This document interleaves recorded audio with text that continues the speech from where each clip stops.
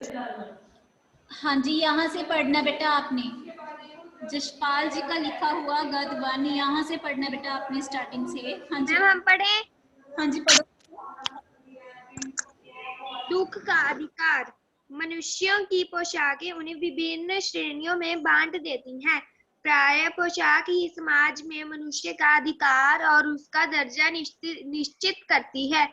वह हमारे लिए अनेक बंद दरवाजे खोल देती हैं, परंतु कभी ऐसी भी परिस्थिति आ जाती है कि हम जरा नीचे झुककर समाज की निचली श्रेणियों की अनुभूति को समझना चाहते हैं। उस समय यह पोशाक ही बंधन और अड़चन बन जाती है। जैसे वायु की लहरें कटी हुई पतंग को सहसा भूमि पर नहीं गिर जाने देती, उसी तरह खास परिस्थितियों में हमारी पोशाक हमें झुक सकने से रोके रहती है।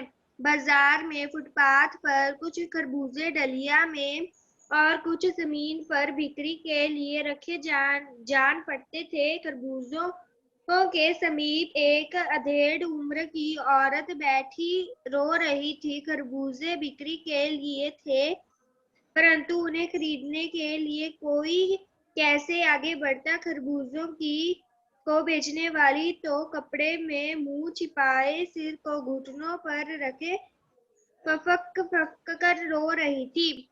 पड़ोस की दुकानों के तख्तों पर बैठे या बाजार में खड़े लोग घृणा से उसी स्त्री के संबंध में बात कर रहे थे। उस स्त्री का रोना देखकर मन में एक व्यथा सी उठी, पर उसके रोने का कारण जानने का उपाय क्या था। फुटपाथ पर उसके समीप बैठ सकने में मेरी पोशाक भी व्यवधान बन खड़ी हो गई। एक आदमी ने घृणा से एक तरफ थूकते हुए कहा, क्या जमाना है, जवान लड़के को मरे पूरा दिन नहीं बीता और यह बेहया दुकान लगा के बैठी है। दूसरे साहब अपनी दाढ़ी खुजाते हुए कह रहे थे, और अरे जैसी नीयत होती है अल्लाह भी वैसी ही बरकत देता है। सामने के फुटपाथ पर खड़े एक आदमी ने दियासलाई की तीली से कान खुजाते हुए कहा, अरे इन लोगों का क्या है, ये कमीने लोग रोटी के टुकड़े पर जान देते हैं। इनके लिए बेटा बेटी कसम लुगाई धर्म ईमान सब रोटी का टुकड़ा है।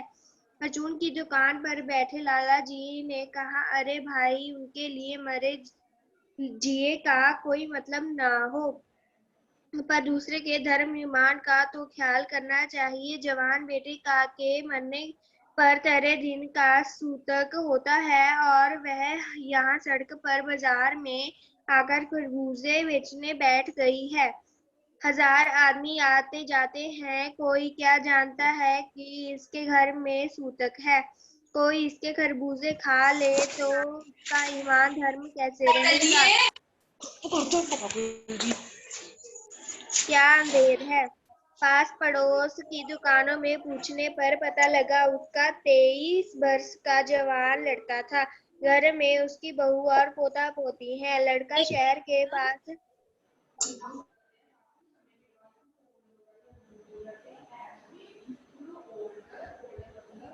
अब बच्चे अपने आप को ना अनम्यूट पे लगाओ, उसके बाद पढ़ना।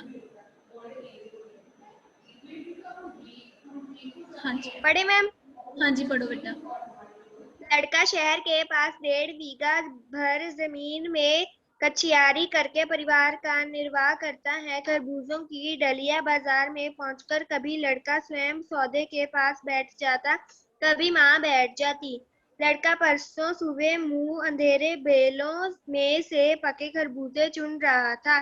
गीली मेड़ की तरावट में विश्राम करते हुए एक सांप पर लड़के का पैर पड़ गया। सांप ने लड़के को डस लिया। लड़के की बुढ़िया माँ बावली होकर ओझा को बुला लाई। झाड़ना फूकना हुआ, नागदेव की पूजा हुई। पूजा के लिए दान दक्षिणा चाहिए।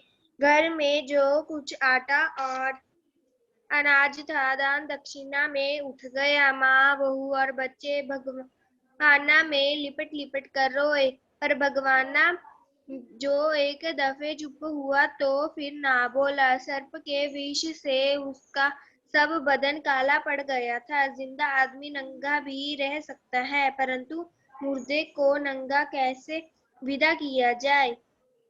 उसके लिए तो बजाज की दुकान से नया कपड़ा लाना ही होगा, चाहे उसके लिए माँ के हाथों में छन्नी ककना ही क्यों ना बिक जाए। भगवाना परलोक चला गया।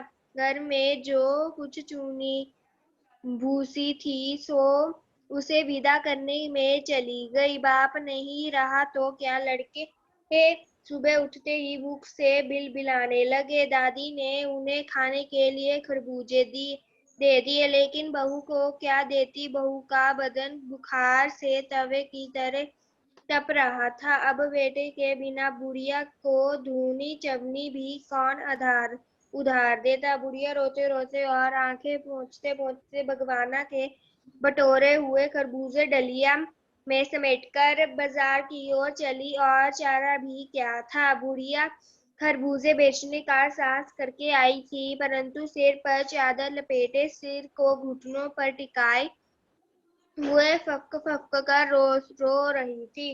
कल जिसका बेटा चला बसा, आज वह बाजार में सौदा बेचने चली है। हाय रे पत्थर दिल। उस पुत्र वियोगिनी के दुख का अंदाजा लगाने के लिए पिछले साल अपने पड़ोस में पुत्र की मृत्यु से दुखी माता की बात सोचने लगा। वह संभ्रांत महिला पुत्र की मृत्यु के बाद 2.5 मास तक पलंग से उठ ना सकी थी। उन्हें 15-15 मिनट बाद पुत्र वियोग से मूर्छा आ जाती थी, और मूर्छा न आने के अवस्था में आंखों से आंसू ना रुक सकते थे। दो डॉक्टर हर दम सिरहाने बैठे रहते थे, हर दम सिर पर बर्फ रखी आ जाती थी। शहर भर के लोगों के मन उस पुत्र शोक से द्रवित हो उठे थे। जब मन को सूझ का रास्ता नहीं मिलता तो बेचैनी से कदम तेज हो जाते थे। हैं उसी हालत में नाक ऊपर उठाए राह चलतों से ठोकरें खाता मैं जा रहा था। सोच रहा था, शोक करने गम मनाने के लिए भी सहूलियत चाहिए, और दुखी होने का भी एक अधिकार होता है। हाँ जी। अब मैं बेटा पढ़ दिया। इस पाठ को आपने पढ़ दिया, ये समझ आ गया आपको पढ़ के क्या बताया गया इस पाठ में? Ma'am yes.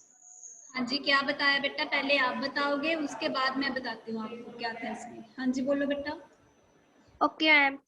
मैम बाजार में मैम फुटपाथ पर एक बुढ़िया बैठी हुई थी मैम खरबूजे बेचने के लिए, और मैम लोग उससे ताने दे रहे थे क्योंकि उसके बेटे को मरे हुए मैम 1 दिन भी नहीं हुआ था। हाँ जी आगे। और मैम जो लड़का कोई कह रहा था कि इसे तो धर्म ईमान का भी ख्याल नहीं है, और मैम कोई कुछ कह रहा था। फिर उसका जो लड़का था मैम, वो 1.5 बीघा पर, मतलब वो खेती करता था 1.5 बीघा पर। और मैम वो उसकी जो माँ थी, वो मैम जो बुढ़िया थी, वो मैम खरबूजे बेचा करती थी। कभी उसका लड़का बैठ जाया करता था खरबूजे बेचने के लिए, कभी वो। हाँ जी। उसकी मौत में सांप, जब वो मतलब खरबूजे तोड़कर विश्राम कर रहा था मैम, फिर एक सांप ने उसे डस लिया था, इसलिए उसकी मौत हो गई थी मैम। उसके बाद बेटा उसका शरीर पूरा नीला पड़ गया था मैम। चलो मैं बताती हूँ बच्चे इसमें क्या बताया। बेटा एक लेखक था यशपाल, ये गद उन्होंने लिखा हुआ है बच्चे, ठीक है। इस गद में यशपाल जो लेखक हैं उन्होंने क्या बताया है, एक ऐसी महिला की व्यथा बताई है जिसके बेटे की मौत हो जाती है, किसकी वजह से? एक सांप के काटने की वजह से उसकी मौत हो जाती है, ठीक है बेटा। तो वो अपनी जीविका को बड़े अच्छे ढंग से चलाता था। एक दिन हुआ क्या कि वह एक पेड़ के नीचे बैठ गया, तो एक सांप आया, उस सांप ने उसे काट लिया, ठीक है। तो उन्होंने क्या किया, एक बाबा, एक ओझा जो झाड़ा फूसा वाला होता है ना, ठीक है, एक बाबा को बुलाया कि जो उसे जाड़ फूस की वजह से वो ठीक हो सकता था, उनको ऐसा लगता था, ठीक है, जो उनकी माता थी उसको ऐसा लगता था माँ को कि वह ठीक हो जाएगा, ठीक है। तो उनके यहाँ जाड़ा फूसा देने वाला जब आया तो उन्होंने क्या किया कि जितना भी उनके पास पैसा पड़ा था या आटा, जितना भी उनके पास आटा, कपड़े जो भी पड़ा था उन्होंने उसको दे दिया, ठीक है। वह उसके बाद भी कुछ ना हुआ, क्यों? क्योंकि उसका सांप के काटने की वजह से उसकी मौत हो चुकी थी पहले, ठीक है।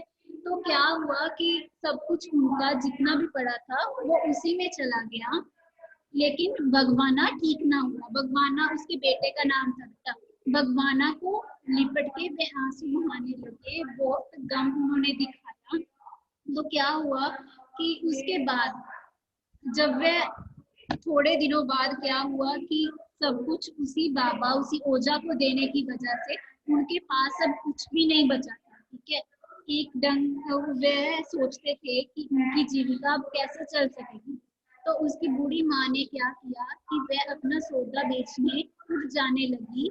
तो लोग उसकी बातें बनाने लगे कि इसका बेटा, इसके बेटे की कल ही तो अभी मौत हुई है, ये आज यहाँ सौदा बेचने आ गई, ठीक है। वो लोग कुछ ना कुछ बोलते जाते उसको, उनको कहते हैं, उस बुढ़िया को कहने लगे कि इसका कोई भी दीन ईमान नहीं है, ठीक है।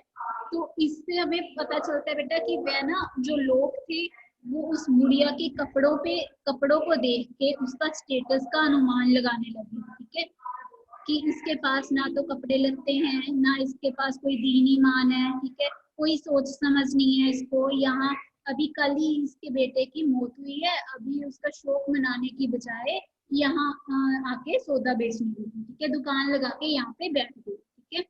तो उसके बाद क्या हुआ बेटा कि उस बुढ़िया को ऐसे ही सभी सुनाते चले गए, किसी ने उस बुढ़िया की तकलीफ को ना समझा, ठीक है। तो लेखक ने जब एक ऐसी बुढ़िया को देखा तो उसे याद आई अपनी एक पड़ोस की महिला, ठीक है। उसके पड़ोस में भी उसने पिछले माह ही एक ऐसी बुढ़िया को देखा था जिसके बेटे की भी मौत हो जाती है, ठीक है। वो भी अपनी जीविका कमाने के लिए खुद वहां पे जाती है, ठीक है बच्चा।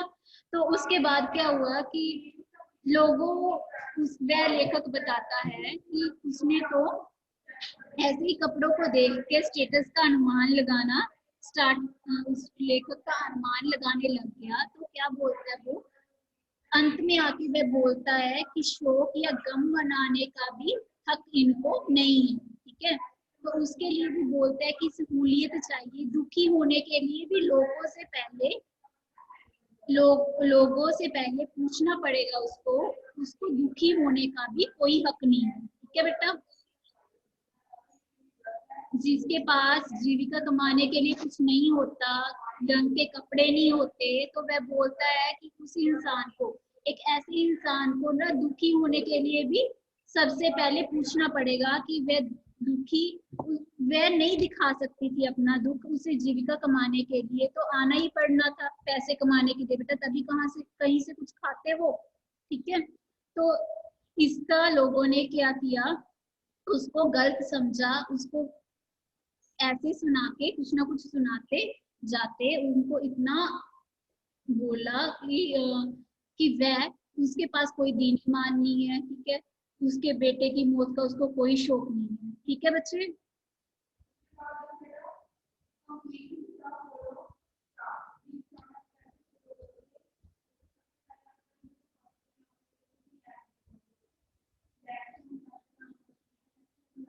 समझ आ गया बेटा यहाँ तक?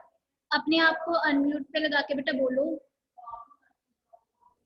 Ma'am yes. हाँ जी, पता चल गया बेटा। इस गद्य में जशपाल ने क्या बताया था, लेखक ने बेटा क्या बताया कि ऐसे लोगों को जिनके पास जीविका कमाने के लिए पैसे नहीं होते, कोई कमाई नहीं होती, कमाई चलाने के लिए, तो कमाई के लिए तो उसे जाना ही पड़ना था बेटा, लेकिन उसको गलत समझा लोगों ने। लेखक बताता है कि ऐसे लोगों को शोक मनाने का, गम मनाने का अपने बेटे के लिए शोक मनाने का भी के लिए भी उनको सहूलियत तो चाहिए, ठीक है। दुखी होने के लिए भी उनको लोगों से पूछना पड़ेगा, ठीक है बेटा। आगे हम इसकी बेटा वीडियो सुनते हैं। वीडियो देखनी है बेटा इसकी आपने? मैम देख लेते हैं। देखो, उससे आपको ज्यादा समझ आएगा बेटा। इसकी वीडियो देखते हैं आगे हम। मैम हाँ जी। मैम इससे पहले आपने तो नहीं कोई चैप्टर करवाया, मतलब क्वेश्चन आंसर? इससे पहले नहीं, ये फर्स्ट ही पढ़ा है हमने आज। अच्छा मैम, इससे पहले वाला धूल चैप्टर नहीं पढ़ा? नहीं बच्चे, धूल नहीं पढ़ा हमने अभी। गद वन जो यशपाल का लिखा हुआ है यही पढ़ा था इस मुकाम में। Okay ma'am.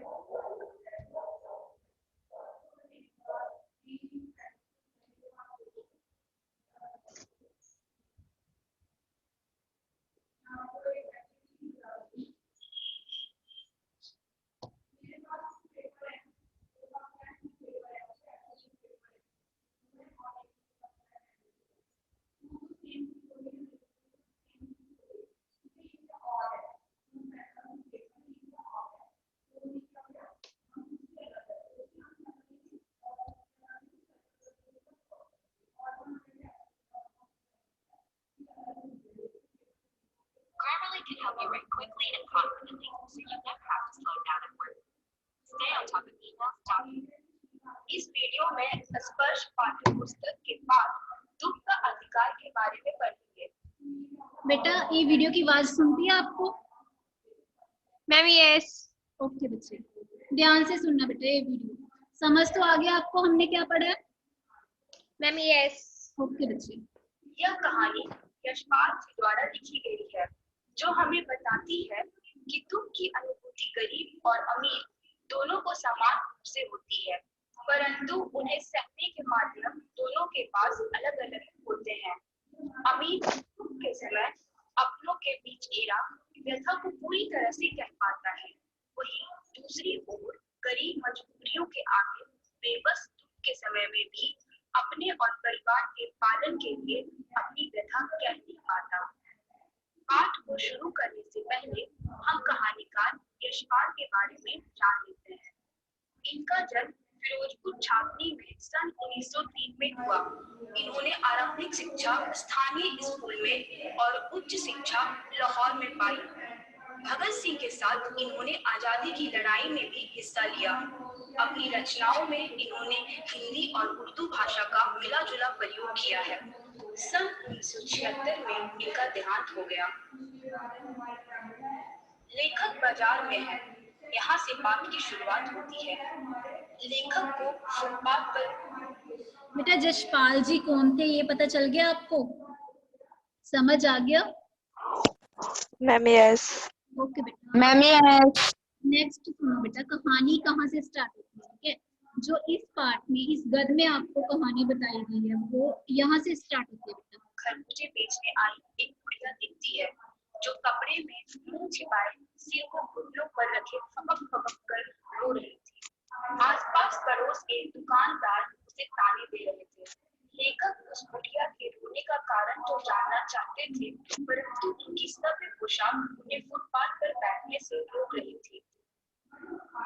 इसलिए लेखक ने पड़ोस की दुकानों से बुढ़िया के रोने का कारण पता किया। बुढ़िया का 23 बरस का एक लड़का था, जो सब्जियां उगाकर और बाजार में खरबूजे को बेचकर परिवार का पालन करता था। परसों सुबह सांप के डसने से वह मर गया था।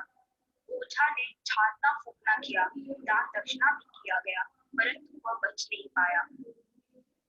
जो कुछ घर में था सब उसे विदा करने में चला गया था। घर में उसकी बहू और पोते भूख से पिलपिला रहे थे, इसलिए वह बेबस होकर खरबूजे बेचने आई थी ताकि उन्हें कुछ खिला सके। परंतु लोग उसे ताने दे रहे थे और कह रहे थे, कल जिसका बेटा मरा है वह शोक ना मनाकर खरबूजे बेच रही है। इस बात को सुनकर लेखक को पिछले साल अपने पड़ोस की एक धनी महिला की कहानी याद आ गई, जिसका भी बेटा मरा था।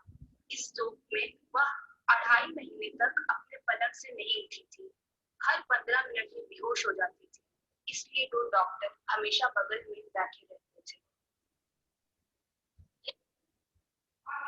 ये जो बेटा ये वाली महिला जो अभी दिखाई थी ना, ये महिला थी बेटा जो पड़ोस की महिला थी लेखक की, जिसकी याद उसको बाद में आती है कि एक महिला वो भी ऐसी ही थी जिसके बेटे की मौत हो गई। ठीक है बेटा, समझ आ गया बच्चे?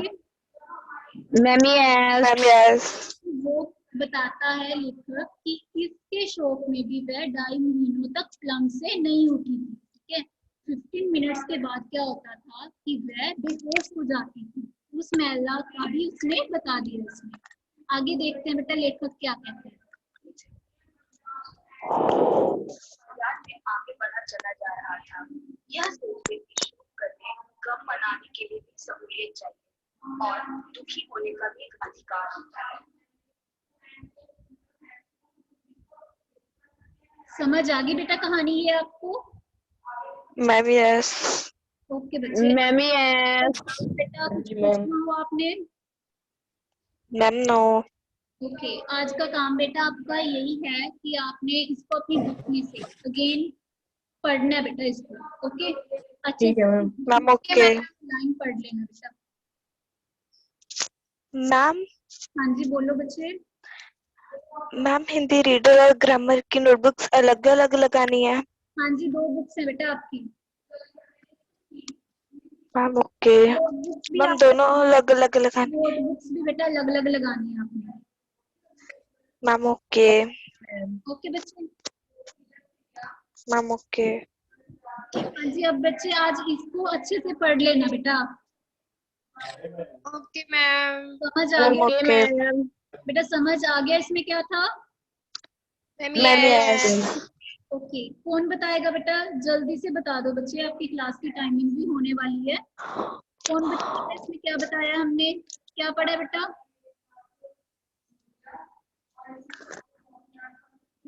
मैम जसमीत बताओगे आप?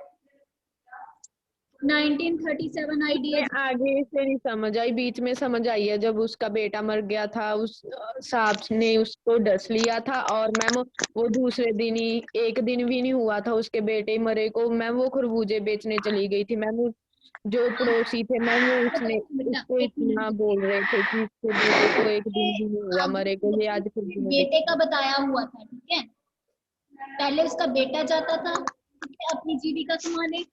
उसके बाद क्या हुआ कि एक दिन पेड़ के नीचे बैठ जाता है तो सांप उसे डस लेता है।